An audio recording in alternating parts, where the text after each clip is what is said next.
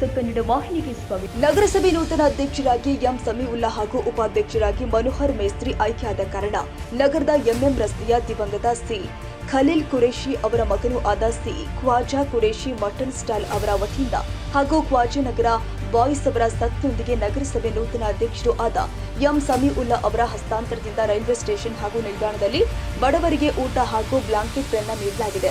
ಈ ಸಂದರ್ಭದಲ್ಲಿ ಖ್ವಾಜಾ ಅವರಿಂದ ಅಧ್ಯಕ್ಷರಿಗೆ ಸನ್ಮಾನ ಮಾಡಲಾಗಿದೆ. ಇಂತಹ ಮಾನವೀಯತೆಯ ದೃಷ್ಟಿಯಿಂದ ಬಡವರಿಗೆ ಸಹಾಯ ಮಾಡುವ ಮೂಲಕ ನಗರದಲ್ಲಿ ಖ್ವಾಜಾ ಹಾಗೂ ಖ್ವಾಜಾ ಬಾಯ್ಸ್ ಶರ್ದನ್ಗಿ ಚೌಕ ಅವರು ಜನರಲ್ಲಿ ಒಳ್ಳೆಯ ಪ್ರಶಂಸೆ ಪಡೆದಿದ್ದಾರೆ. ಈ ಸಂದರ್ಭದಲ್ಲಿ ಸಮಾಜ ಸೇವಕರುಗಳು ಆದ ಅಮ್ಜದ್ ಮನ್ನಾನ್ ಹಾಗೂ ಸ್ನೇಹಿತರು ಉಪಸ್ಥಿತರಿದ್ದರು. ತಾಜಾ ಸುದ್ದಿಗಾಗಿ ಎಂಟಿವಿ ನ್ಯೂಸ್ 24x7ಗೆ ಸಬ್ಸ್ಕ್ರೈಬ್ ಮಾಡಿ ಮತ್ತು ಬೆಲ್ ಐಕಾನ್ ಅನ್ನು ಒತ್ತಿ. ತಪ್ಪದೇ ಲಿಂಕ್ ಶೇರ್ ಮಾಡಿ.